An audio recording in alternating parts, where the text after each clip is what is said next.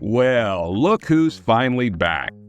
Sorry for the extra week off. Life had some shit up its sleeve to slap me with when I came back, and I needed to provide attention to that rather than work on this review.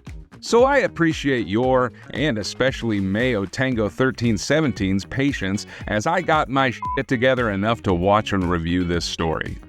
But you're not here for my weak excuses. You're here to bathe in nostalgia, and I'm not gonna stop you.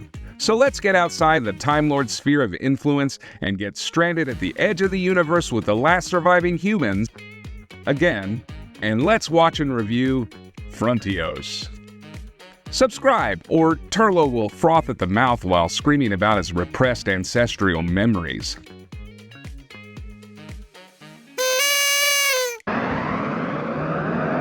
On a distant planet, in the future, this old dude gets killed because he was digging around for rocks.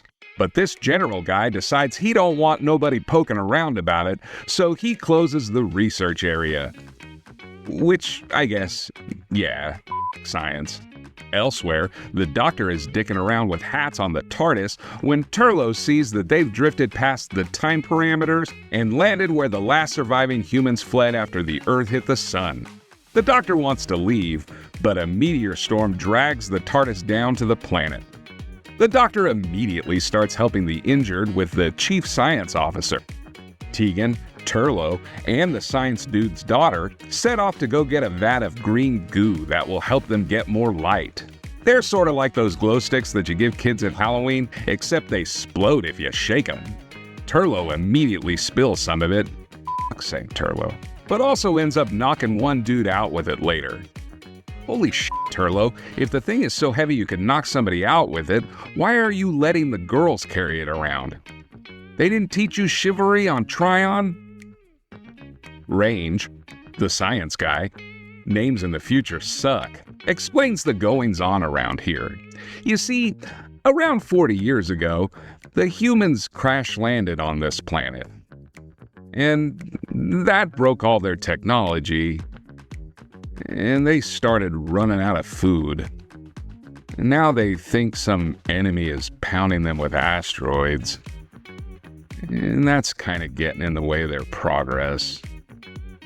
So now they got no plan. This dude, who looks like he's straight from Goose Stepper or Young Republican Central Casting, is Plantagenet, and he's the leader around here because his daddy was the old leader that died during the opening.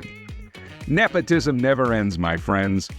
He's a bit of a bitch and is distrustful of the Doctor, so he starts yelling without actually doing anything. Anyway, the Doctor tries to show Plantagenet the TARDIS, but another bombardment starts. They all separate and Team TARDIS tries to get back to the TARDIS to GTFO. So much for helping the injured. That don't matter though. The TARDIS is gone, and all that's left is a hat rack.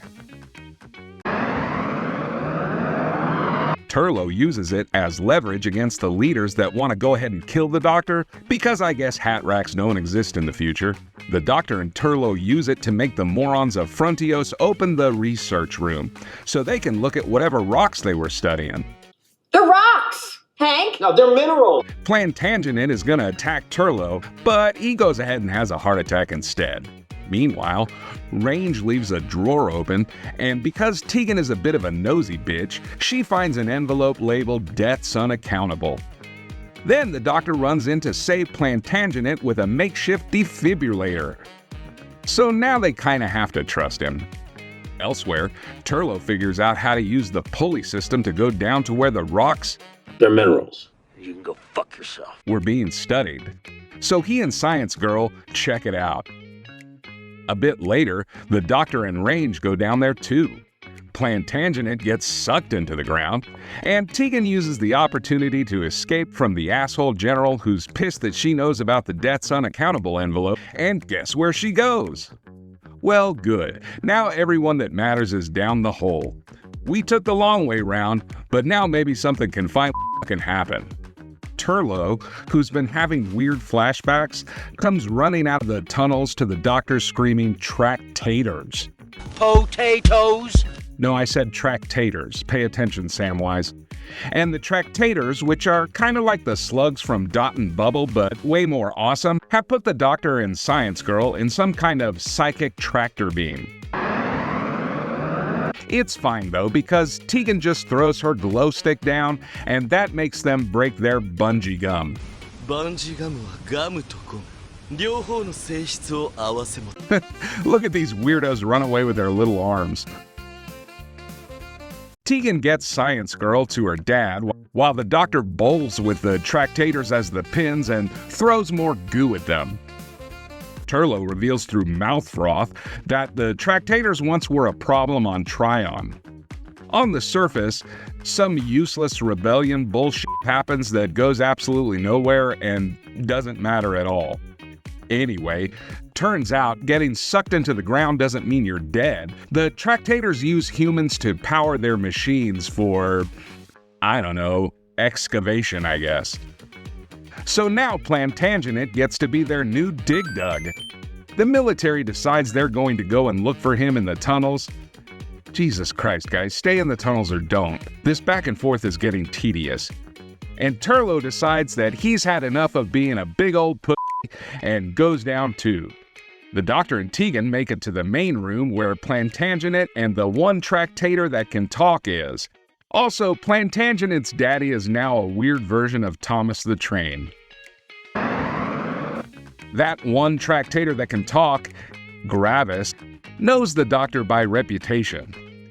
He also knows about Gallifrey and what a TARDIS is, and explains that they made the humans crash here, and they've been causing the bombardments to farm humans for their machines.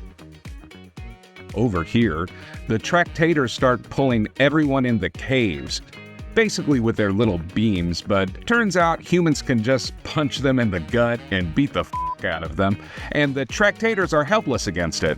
I mean, why have exoskeletons if you can't take a punch, boys?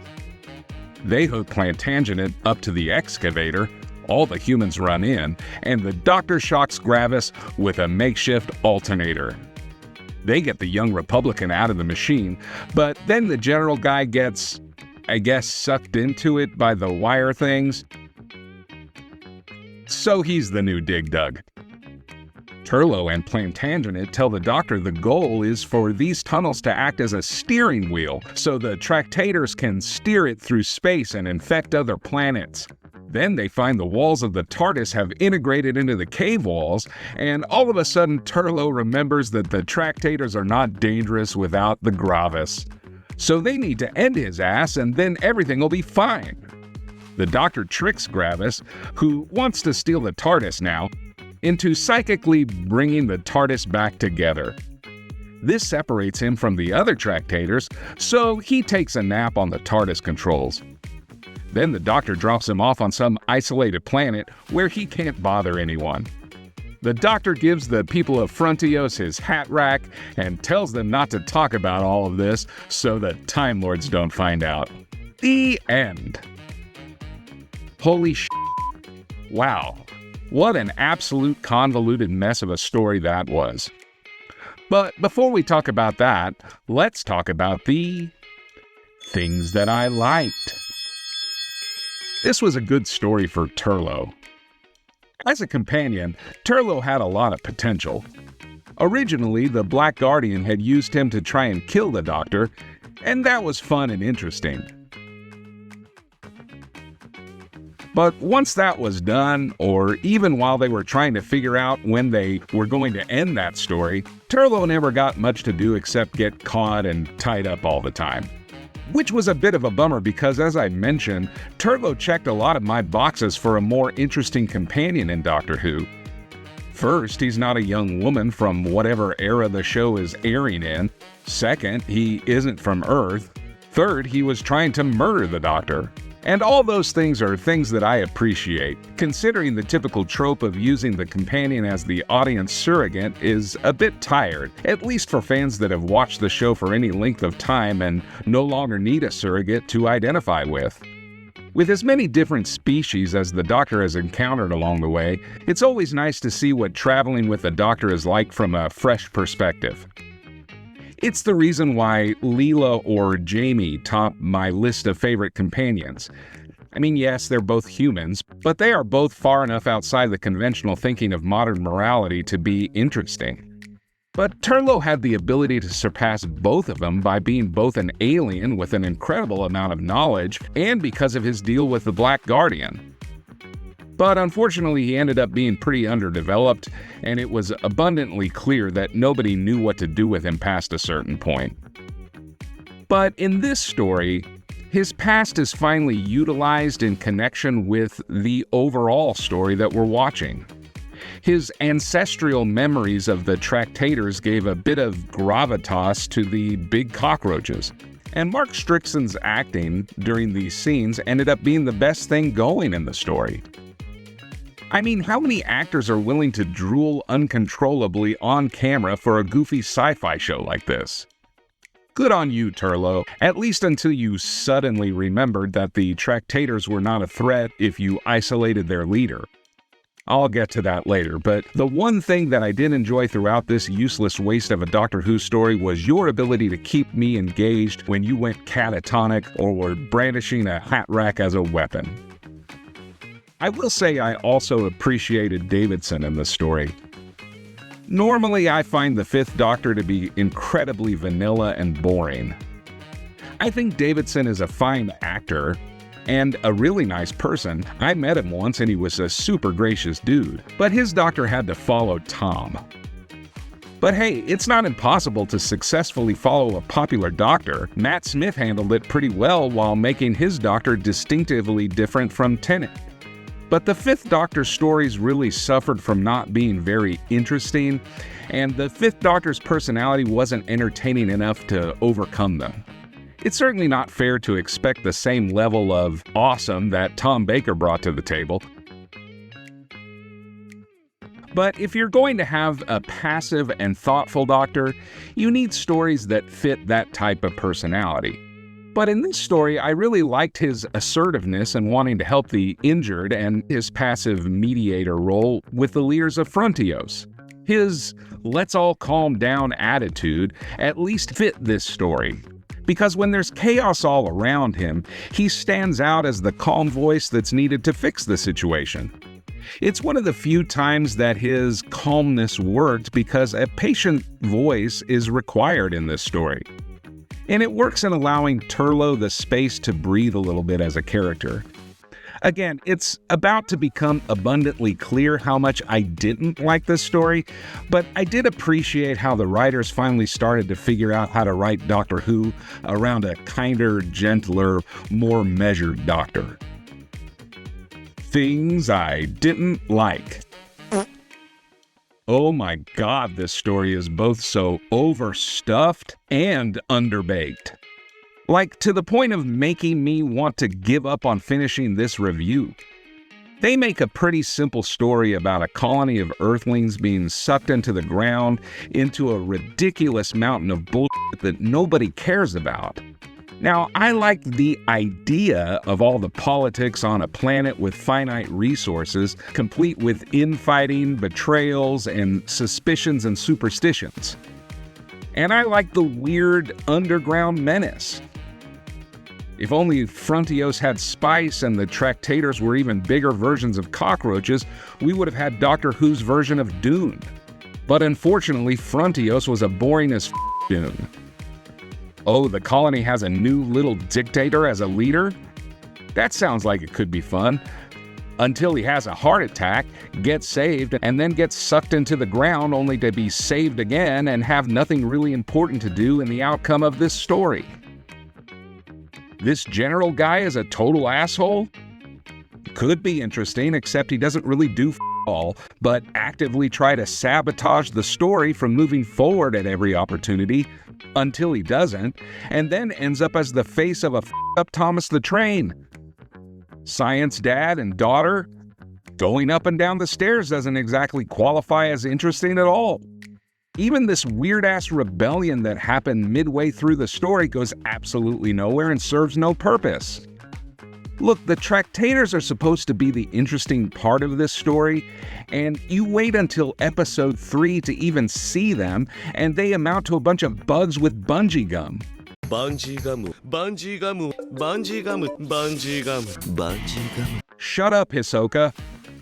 But there are enough mildly interesting things about the Tractators that could have been explored, but we were too busy watching Tegan move green goo around for a full episode and some nobody leading a rebellion because he didn't get sucked into the ground. Sure, there were some sci-fi tropes that may have been fun to explore, but it never really felt fully baked, so they threw everything they could think of with the humans to fill time, and it sucked. I guess I almost liked the Tractators. I mean, at least they looked cool. Truthfully, if I accidentally ran into one of these things in real life, I'd for sure piss myself. But their master plan is stupid. They're just a bunch of bugs that want to go on a space road trip. And why the hell do they need human brains to operate their tunnel machines?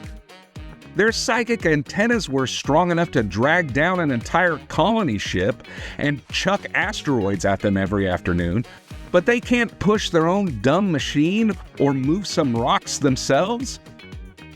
And Gravis is supposed to be the smart one, yet the second he gets a raging hard-on for Time Lords and TARDISes, he yanks himself away from the group even though he knows that if he's isolated, it'll turn the rest into drooling idiots. Hell, bees are smart enough to keep the queen in the hive once she's been impregnated. The truth is, I really wanted to like them, but they end up just like everything else in this story. Dumb as Now, I rarely mention things like this, but the music in this story was so annoying. I think if I had to hear these chords again, I may shove knives into my own ears. At one point, they use it 4 times in less than 3 minutes.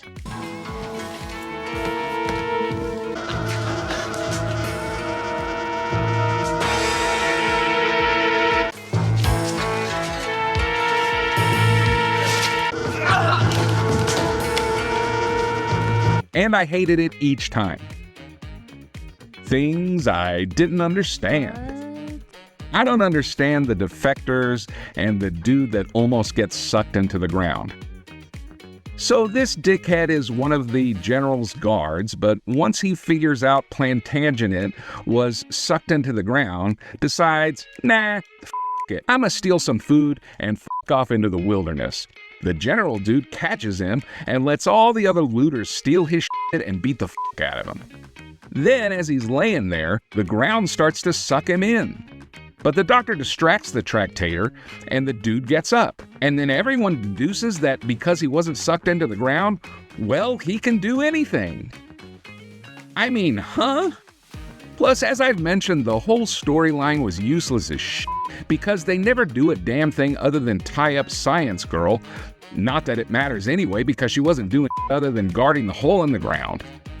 It was all just the definition of filler and a gigantic waste of time. Suddenly, Turlough's like, oh yeah, I just remembered. If we isolate Gravis, the Tractators are completely harmless. What the actual f*** was that sh**? It comes so far out of left field that it feels insane. It's almost like the writers hit episode 4, realized they had 0 ending after dicking around with the boring human politics and glowing goo, and just panic-pulled this convenient bull out of nowhere. Oh, quick! Have Turlough suddenly remember the one magic weakness that we never set up. So Gravis casually yanks the entire TARDIS back together like it's a Lego, they ship him off to some random planet, and boom, everything's fine. God, what a lazy cop-out. I wasn't even that invested in the Tractators, but at least Turlough's earlier freakouts made everything feel like an actual threat for a minute. Turns out they weren't. And you know damn well the second the doctor leaves, those humans are going to go full extermination on every single one of those big cockroaches underground. There's no way they're just going to leave the things that killed their former leader underground to just chill down there. Nitpick Corner! So Tegan is just going to wear heels, running around, and never break her ankles? She literally runs around on some grating in those heels and never trips once. I'm not going to even complain about her leather miniskirt. It was the 80s and that was, I guess, normal. But the heels are completely ridiculous. The truth is, this story sucked all kinds of balls. Look, I know there's a fair amount of people that are into it, and I can almost see why. There are some very typical hardcore sci-fi things going on, married with ridiculous Doctor Who sci-fi creatures. And maybe that's enough for some people, but if you care about this show having a compelling story, well, you're going to be extremely disappointed in Frontios. It's absolutely a convoluted mess where none of the characters are very likable, and the Doctor just sort of farts around until the damn thing mercifully ends. I give Frontios a 2. I pray I never have to revisit how poorly this one was written and executed. And strong apologies to Mayo Tango 1317 who requested that I review it, especially if it's one of your faves, but it just didn't land for me. And if you disagree and think I'm a big old dum-dum for missing out on the magnificence of this story, sound off in the comments. I'm always willing to listen to why I'm wrong. But I'm not wrong about this one. It sucked. And while you're there, why not also request that I review one of your favorite stories? I may just take a gigantic dump on it as well. Unless it's a Tom Baker story, where I'm probably going to give it a 7 because I'm biased. Speaking of Tom Baker, next time we've got a request from GrantWaller to do The Sunmakers. I announced a few videos ago that we would get to this one, and then I did a pivot, so it's time that I make good on a promise and go hard on taxation and corporate greed. On Pluto. Because Robert Holmes is a sneaky bastard when it comes to airing his political views on silly science fiction shows. And as always, I'm not helping officially, and if anyone happens to ask whether I made any material difference to the welfare of this planet, you can tell them I came and went like salty ham.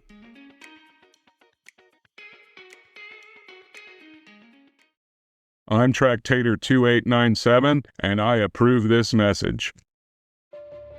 Gravis wants you to believe he's leading the Tractators into a glorious new future. But let's talk about the truth.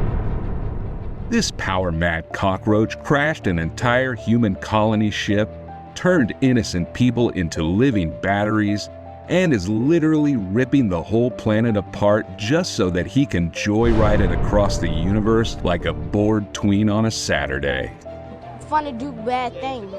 And the second he sees Time Lord tech, he ditches the rest of the hive and leaves every other Tractator drooling and brain dead. Gravis isn't a leader. He's a reckless parasite with zero plan and even less loyalty. Frontios deserves better than this bug-brained moron. Tell Gravis, stay in the dirt where you belong. Paid for by the Master. Hey man, thanks for making it to the end of this video. And apologies for all the wonky audio. I had a bit of an issue this week with echo. Hopefully I get it fixed by next time. Also, if you've made it this far and haven't subscribed, I wonder what's going on with your sanity. Feel free to subscribe. We love you around here. Also, if you're interested in additional videos, YouTube would like for you to click on this one right here. Why don't you do that, and we'll see you next time with The Sunmakers.